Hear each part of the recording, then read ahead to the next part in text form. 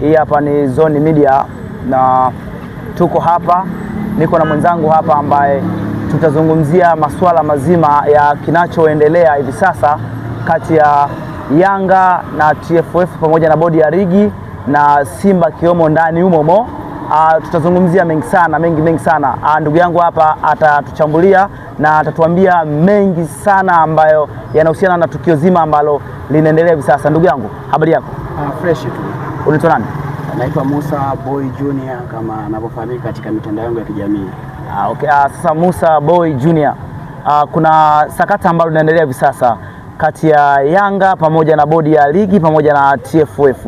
Wewe unazungumzia vipi ili swala la Yanga ambapo alikuwa amekwenda kushtaki kule kasi kuhusiana na swala zima ambalo mechi iliahirishwa, na baada ya kwenda kushtaki kasi, wao kama kasi wakawarudisha Yanga kuja kuzungumza na mamlaka husika ya soka la nchini Tanzania, lakini pamoja na kuagizwa na kasi, lakini wao wakaja na msimamo wao ule wa kusema kwamba hawachezi. Wewe unaliona katika mtazamo upi hivi sasa kwenye soka la Tanzania kwa faida ya soka la Tanzania na soka la barani Afrika? Kwangu mimi labda kwenye upande wa kuzungumzia kwanza hilo sakata la Yanga Africans pamoja na Simba na bodi ya ligi na TFF kwa ujumla, tunaangalia mambo mengi sana ambayo yametokea. Unajua, cha kwanza watu ambacho wanashindwa kukielewa kwenye masuala ya mpira, kuna sheria ama kuna misemo inasema ya fair play. FIFA na CAF wanahimiza fair play katika michezo. Maana fair play ni mchezo wa kiungwana, na katika mchezo wa kiungwana ina maana wanapinga yale masuala ya uhuni. Unajua, Simba mpaka kwenda kusitisha ile mechi, kuna upande, tukizungumzia kwenye mpira, Simba pia kuna makosa ambayo aliyafanya katika kuainisha ile mechi. Lakini pia bodi ya ligi pamoja na TFF pia na wao waliharibu, kuna makosa pia waliyafanya. Lakini pia Yanga Africans, miongoni mwa makosa ambayo waliyafanya ni kuwaweka wale walinzi ambao mabodyguard wanasema wale mabaunsa, kuwazuia. Ukiwazuia wale pale, maana yake ni vitendo vya kihuni. Na ukipitia ile barua ambayo ni press release ya Simba ya kutokucheza ile mechi, walisema kwamba hawatoshiriki ule mchezo kwa sababu ya watu kukiuka kanuni. Kanuni ambayo Simba walitumia kutokucheza ule mchezo ni kanuni ya 17 ibara ya 45 ambayo inayosema timu mgeni anapewa haki ya kufanya nini? Mazoezi katika uwanja husika. Lakini wale mabouncer kwa mujibu wa klabu ya Young Africans ni kwamba wale hawakuwapeleka pale, na ndio ambacho ni migogoro ambayo mpaka leo inaendelea, ni kwa sababu walikanusha kwamba wale sio watu waliotuma kukaa pale kwenye legeti kwa zile kuwazuia Simba sifaje wasifanye mazoezi. Kwa hiyo baada ya Yanga kusema vile, Simba ndo wakatumia upenyo ule kwamba okay, inaonekana ni uhuni, na FIFA anakataza vitendo vya nini, vya uhuni katika michezo. Lakini pia upande wa makosa ambao bodi ya ligi waliyafanya na TFF kwa ujumla ni kwenda kutoa press ile asubuhi kabla ya kusema mchezo utakuwepo, alafu baadaye mida saa 7 wakasema mchezo hautokuwepo kutokana na ripoti ambazo walizopokea za wale maafisa usalama na watu wengine katika ile pale, ambao mimi kwa upande wangu ilikuwa hai make sense kwamba unakubali asubuhi then baadaye unakuja unakataa. Ni bora ile mechi kama kuahirishwa ingeahirishwa jana baada ya lile tukio kwa faje limetokea, alafu then mambo mengine yangefaje yangeendelea. Lakini ikija katika issue yako kwamba tunalipeleka wapi soka la Tanzania kupitia hivi vitendo ambavyo vinavyotokea, cha kwanza tukubali Uafrika wetu sisi. Uafrika wetu sisi umejawa na upendeleo na dhuluma katika michezo. Leo hii unapoenda kucheza ugenini ni tofauti na Ulaya. Kwa wenzetu unaweza kupata matokeo ugenini kwa Ulaya, lakini kwa Afrika kupata matokeo ugenini hata kama timu itakuwa ndogo kiasi gani, huwa ni kazi inakuwa ni kubwa. Kwa sababu gani? Kuna matendo yanakuwa yanafanyika nje ya uwanja ambayo yanakutoa wewe katika mchezo. Nikukumbushe, kuna mechi ya Simba dhidi ya Al Masry. Unajua ni kitu ambacho watu walikuwa hawakielewi. Simba ilifanyia fikizo nyingi sana, umeelewa? Lakini hawakutoka kwamba eti hatuchezi mechi, kwa sababu zile ni level zingine. Lakini kwa kuwa huko ndani watu wana mudu, okay, wanaona ni fresh tu kwamba kufanya vile. Labda katika historia ili tukio linatokea mwaka ulishe kutokea 1999 kwa klabu ya Young Africans, for first time Young Africa anashiriki katika group stage.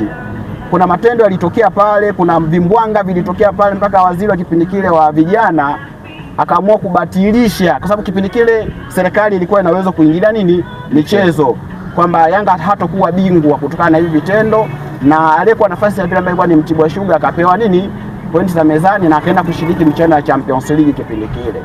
Na haya pia inaweza katokea msimu huu, lakini mimi sijaona kuna sababu gani ya msingi ya Young Africans, bodi ya ligi na Simba kulifanya ile jambo likawa ni kubwa. Cha msingi tu TFF na bodi ya ligi wangekuja na zile sababu walizozitoa za kuahirisha mechi wangeziweka wazi kwamba tuliahirisha mechi kwa sababu labda kulikuwa vitendo vya rushwa, aliyehusika vitendo vya rushwa ni huyu na huyu na huyu, angeadhibiwa. Wale mabaunza waliozuia Simba usifanye mazoezi, umenelewa, wangefungiwa kutokufanya nini kushiriki ile michezo, labda kutokuonekana kabisa katika maeneo ya mpira, then mambo mengine yafaje yangeendelea. Na kama Simba kuna mtu alikuwa na tatizo au alifanya makosa, pia naye pia angeadhibiwa kwa mujibu wa sheria na nini na kanuni. Lakini kwa yote ambayo yamekuwa yakiendelea kuhusiana na hii sakata la hii dabi, lakini baada ya Yanga kurudishwa nchini kwao kwa ajili ya kuja kuzungumza na mamlaka husika, lakini Yanga hao wameandikia serikali barua yenye peji 100 kama na 67 ya 67. Wewe labda lengo la Yanga wewe unaliona katika muono gani? Kwanza da Young Africans wako sahihi katika msimamo wao. Cha kwanza wao kusema baada ya kasi kuwarudisha huku kwamba warudi waangalie jambo lao lianze tena mwanzo. Wao walishasema mwanzoni kwanza hawana imani na bodi ya ligi. Vipi unapelekaje kesi wewe kwa watu ambao hauna imani nao? Yaani unaenda kutafuta nini? Kwa sababu hata haki gani haiwezi ikatoka zaidi ya yale maazimio ya mwanzoni ya TFF kwamba mechi ipo na mechi itachezwa, na Yanga anachokitaka ile mechi isichezwe na Yanga apewe pointi ngapi?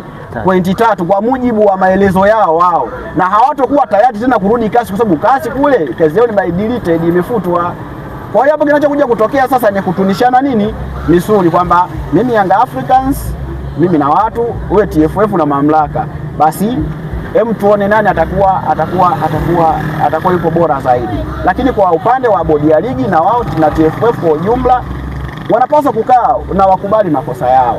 Kama kweli wanahisi kwamba Young Africans kafanywa dhuluma, basi inapaswa watu wajiuzuru, kwa sababu Young Africans, tukisema tu ukweli, kati ya Simba na Yanga, hawa ndio wanaweza kuvikontrol vilabu vingine vyote vilivyobakia.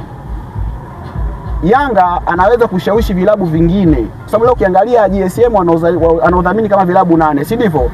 Basi kupitia zile siasa zile, japokuwa mimi sisemi kwamba ndio ifanyike, wanaweza kufanya zile siasa vile vilabu 8 vikakubaliana kwamba hatutaki bodi ya ligi.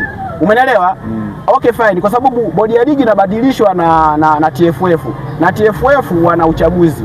Washiriki wa uchaguzi ni vilabu pamoja na FA za mikoa. Tukiangalia Tanzania yetu kuna mikoa 25, si ndivyo? Tanzania bara, si ndivyo? Mikoa 25. Maana yake 25, Yanga hawezi kushinda kucontrol hizi FA. Umeelewa? Yeah. Na kuikataa bodi ya ligi na vitu vingine. Yaani cha msingi kwa bodi ya ligi na TFF, wao wanatakiwa direct warudi nyuma, waangalie makosa yako wapi, wasikilize Yanga, wasikilize Simba na wasikilize vilabu vingine, kwamba ili jambo hili likae sawa na mpira wetu usiende kudidimia. Tunatakia masuala tuyamalize, lakini tukitumia ubabe tunaenda kuharibu ligi yetu ya Tanzania. Jamani, huyu anaitwa Musa Boy Junior. Ni mchambuzi wa soka wa mkoani Katavi. Ametuchambulia mengi ambayo yamekuwa yakiendelea hivi sasa nchini Tanzania, ambalo swala ambalo linahusiana na masuala ya dabi ya Kariakoo, Simba na Yanga pamoja na TFF na bodi ya ligi. Lakini Musa Boy, leo hii Simba, Yanga, bodi ya ligi pamoja na TFF wako bungeni. Lakini wewe unaona nini baada ya kutoka bungeni? Wewe unahisi ni nini kinakwenda kutokea baada ya kutoka bungeni? Kwanza moja, hicho cha hiyo issue ya kwenda bungeni, mimi kama mimi naweza nikaitafsiri kwa namna nyingine. Leo kuna bunge la bajeti kwenye masuala ya michezo, kama sitakuwa nimekosea. Sidhani kwamba kutakuwa na fursa nadhani itakuwepo ya kuliongelea hili jambo, lakini kama Simba na Yanga waliweza kuitwa na waziri, kila mmoja kwa wakati wake, kwa ajili tu ya ya kulifanya hili jambo likae sawasawa, lakini Yanga waliamua kwenda kasi. Maana yake ni kwamba serikali itabaki kama mdau wa michezo na mpira utafanya kazi kama mpira unavyojitegemea. Kwa hiyo sijaona kama kutakuwa kuna msimamo wote ambao unaweza kubadilishwa na Young Africans na TFF kuhusiana na hii mechi. Mimi naona kwamba Yanga, mimi kama mimi na support Yanga kae katika msimamo wake, na bodi ya ligi yake katika msimamo wake, na Simba yake katika msimamo wake, alafu tuone huko mwishoni itaishia wapi, ili tukomeshe hivi vitendo ambavyo vinaendelea. Tunaamini kwa mpira umetoka mbali sana. Leo hii tunautengeneza, tunasema leo Tanzania tunasema ni ligi ya 5 kwa ubora Afrika, si ndivyo? Yeah. Tunasema Simba Sports Club iko nafasi ya 4 kwenye ubora wa vilabu, si ndivyo? Yeah. Tusirudi nyuma tena, vilabu vyetu sisi kwenda huko